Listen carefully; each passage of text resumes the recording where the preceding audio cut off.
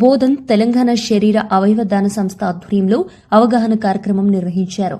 ఈ కార్యక్రమానికి RDO madam ముఖ్య అతిథిగా హాజరై విద్యార్థులకు మోటివేషన్ కల్పించారు. అధ్యక్షురాలు కాట్రగడ్డ భారతి సమక్షంలో అవయవ దానం ప్రాముఖ్యతపై విస్తృతంగా అవగాహన కల్పించారు.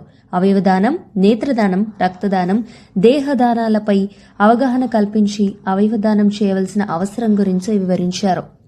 ఈ సందర్భంగా అవయవదానం ద్వారా మరణానంతరం ఇతరుల జీవితాలను కాపాడొచ్చని, ప్రజలు అవయవదానంపై అపోహలను వీడి ముందుకు రావాలని కార్యక్రమంలో పాల్గొన్న ప్రముఖులు సూచించారు. అవయవదానంపై ప్రజల్లో అవగాహన కల్పించేందుకు రూపొందించిన పోస్టర్లను సావిత్రిబాయి పూలే వార్షిక కాలమానాన్ని ఆవిష్కరించారు. కార్యక్రమంలో Lions Club chairman Shri Basaveswararao, Lions Club ప్రముఖులు కొడాలి కిషోర్, శ్రీనివాసరావు, లయన్ శ్రీధర్, లయన్ బాలగంగాధర్, విద్యావేత్తలు, విద్యార్థులు తదితరులు పాల్గొన్నారు. అనంతరం ప్రముఖుల సమక్షంలో ఆర్డీఓ మేడంను కాట్రగడ్డ భారతిని లయన్స్ క్లబ్ ట్రస్ట్ యాజమాన్యం ఘనంగా సన్మానించింది. ప్రెసిడెంట్ గారికి మరియు ఇక్కడ స్టేజ్ మీద ఉన్న పెద్దలందరికీ కూడా నమస్కారం. మరియు విద్యార్థులకు నా ఆశీస్సులు.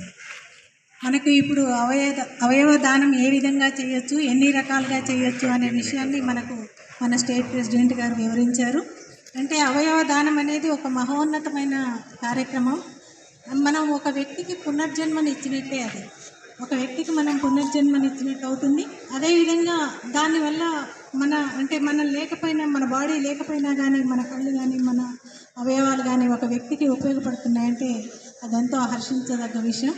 ఇప్పటికి కూడా మనకు పబ్లిక్లో కానీ, ప్రజల్లో కానీ ఏమున్నదంటే అవయవ దానం అంటే అదేదో పెద్ద కార్యక్రమం, అదేదో తప్పు అనే భావన ఉంది.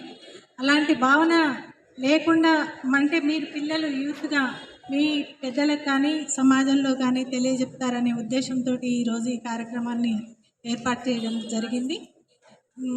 మనము అందులో భాగంగానే మీరు ఈరోజు నేర్చుకున్న విషయాన్ని అంతా కూడా మీ ద్వారా, అంటే మీరు చెప్తే మీ తల్లిదండ్రులు కానీ, మీ చుట్టుపక్కల వాళ్ళు కానీ ఎక్కువ వింటారు. పిల్లలు చెప్తే ఆ విధంగా మీరు దీని గురించి తెలియజేస్తారని కోరుతున్నాను. ఇంకొకటి ఏంటంటే, మీరంతా మిమ్మల్ని అందరినీ కూడా మీ తల్లిదండ్రులు ఎంతో కష్టపడి ఇక్కడికి పంపించారు. అంటే నాకు ఎప్పుడు మీరంతా దొరకరు కాబట్టి ఒక చిన్న విషయం మాట్లాడదాం అనుకుంటున్నాను. మీ తల్లిదండ్రులు అంతా మిమ్మల్ని ఎంతో కష్టపడి ఇక్కడికి పంపించారు. ఆ టైంని మీరు వృధా చేయకుండా కష్టపడి చదివి మీరు ప్రయోజకులు కావాలి. అంటే యాక్చువల్గా మన తల్లిదండ్రులు వాళ్ళకు ఏ సౌకర్యం లేకపోయినా, ఎలాంటి లేకపోయినా కానీ నా పిల్లలు వృద్ధిలోకి రావాలనే ఉద్దేశంతో కష్టపడి ఇక్కడ పంపిస్తారు. ఇప్పుడు మీకు అన్ని సౌకర్యాలు ఉన్నాయి ఇక్కడ. మేము చదువుకునేటప్పుడైతే నేను 8th క్లాస్ నుంచి బస్కి వెళ్ళేదాన్ని. మా చిన్న విలేజ్. ఎగ్జామ్స్ అప్పుడు కూడా మాకు వాగులు వంకలు అన్నీ ఉండేవి. ఆ వాగులు వంకలప్పుడు కూడా బస్సులు లేకుండా నడిచిపోవడం ఇట్లాంటివన్నీ జరిగేది. అలాంటివన్నీ దాటుకుంటూ నేను కూడా అగ్రికల్చర్ ఫ్యామిలీ నుంచే వచ్చాను. అలాంటివన్నీ దాటుకుంటూ కూడా ఈ స్టేజ్కి వచ్చాను. మీరంతా కూడా ఎన్ని ప్రాబ్లమ్స్ ఎదురైనా మీ లక్ష్యం ఒక్కటే ముందుండాలి, వేరేది ఇంకేది ఉండొద్దు. తల్లిదండ్రుల కళలని నెరవేరుస్తారని కోరుకుంటూ ఈ కార్యక్రమాన్ని ఏర్పాటు చేసిన మన లయన్స్ క్లబ్ వారికి కృతజ్ఞతలు తెలియజేస్తూ ఈ ఇంతటితో ముగిస్తున్నాను. నా పేరు లయన్ డాక్టర్ కాట్రగడ్డ భారతి.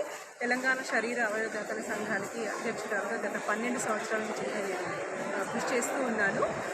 ఈ నెలలో ఆగస్టు 3 మరియు ఇదే నెలలో ఆగస్టు 13 రోజు కూడా, ఆగస్టు 3 జాతీయ శరీర అవయవదాతల దినోత్సవం, ఆగస్టు 13 అంటే ఈరోజు వరల్డ్ ఆర్గాన్ డొనేషన్ డే అండి. ఈ 13 రోజులు కూడా మేము రాష్ట్ర వ్యాప్తంగా అనేక జిల్లాల్లో, అనేక కళాశాలల్లో, మెడికల్ కళాశాల నుంచి ఒక హై స్కూల్ వరకు కూడా మేము విద్యార్థులకి ఒక చైతన్యాన్ని తీసుకొస్తూ ఉన్నాము. ఒక ఆర్గాన్ డొనేషన్ అంటే ఏంటి, బ్లడ్ డొనేషన్ అంటే ఏంటి, నేత్రదానము, అలానే బాడీ డొనేషన్ అనేటటువంటి 4 ముఖ్యమైనటువంటి ఇంపార్టెంట్ విషయాలను తీసుకొని యువతలో ఒక చైతన్యం అనేటటువంటి తీసుకొచ్చేటటువంటి ప్రయత్నం చేస్తున్నాము.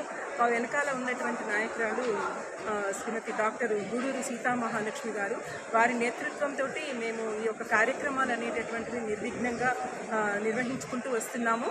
ఈ పక్షోత్సవాలలో భాగంగా ఈరోజు ఇక్కడ ఈ కళాశాలలో విద్యా వికాస్ కళాశాలలో లయన్స్ క్లబ్ ఆఫ్ భవానీ మరియు లయన్స్ క్లబ్ ఆఫ్ బోధన్ మరియు తెలంగాణ శరీర అవయవదాతల సంఘం యొక్క సమీకృతంగా ఈరోజు ఇక్కడ విద్యార్థులందరికీ కూడా అవయవదానం మీద మేము ఇక్కడ ఈ ఏర్పాటు అనేటటువంటిది చేశాము. దీనికి ముఖ్య అతిథిగా ఈరోజు మంచి సందేశాన్ని అందించారు ఆర్డీఓ శ్రీమతి విజయకుమారి గారు. వారు రావడం కూడా చాలా సంతోషంగా ఉంది. అలానే ఈ కళాశాలలో ప్రిన్సిపాల్ అయినటువంటి కరెస్పాండెంట్ శ్రీనివాసరావు గారు, అలానే బసవేశ్వరరావు గారు, అలానే కిషోర్ గారు, అలానే మా Lions club of Bhavani president అందరూ కూడా మిత్రులందరూ కూడా ఇందులో ఈరోజు పాల్గొనడం జరిగింది. చాలా సంతోషంగా ఉంది.